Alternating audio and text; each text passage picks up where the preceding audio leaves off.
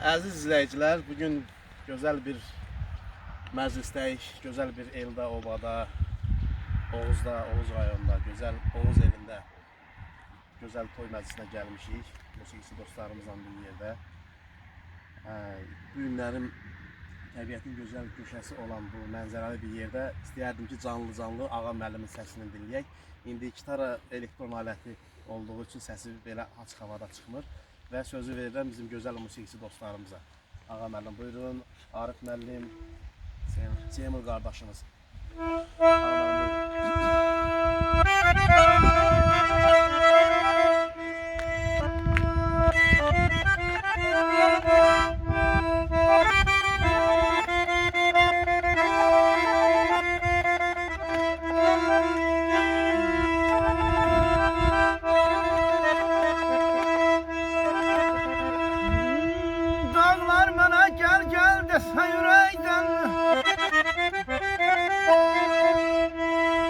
Dağlar mənə gəl desə ürəkdən, belə bu yerlərdə qalırdım.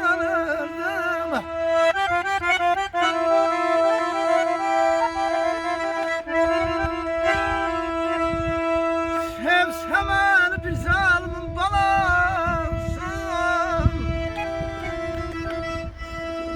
sevsəmən bir zalimin balasın,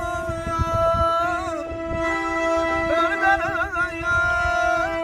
yerlerde kalırdım.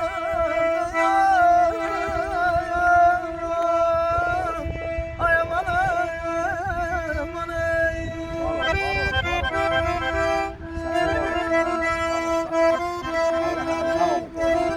Həmişə xoş günlərdə görüşək.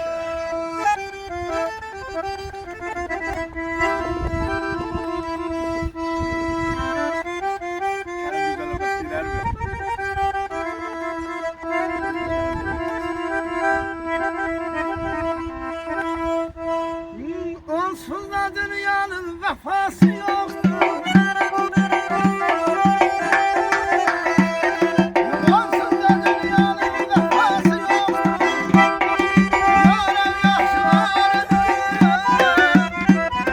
nereden düşmesin,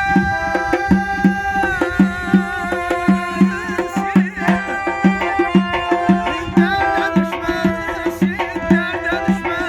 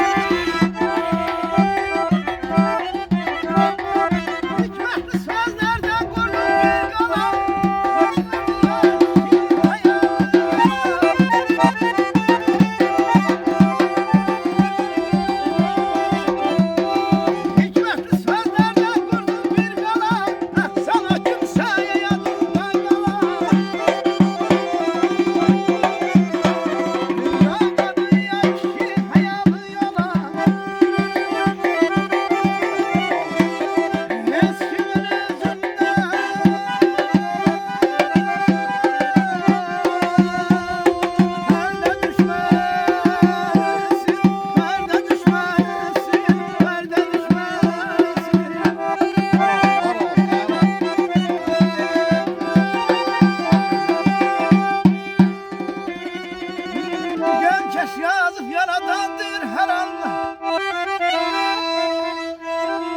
Onsuz da hiç kime kalmaz mı diyorum.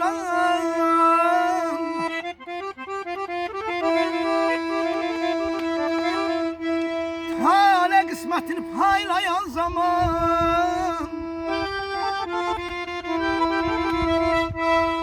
tale kısmetini paylayan zaman, zelillik, yoksulluk merde düşmez.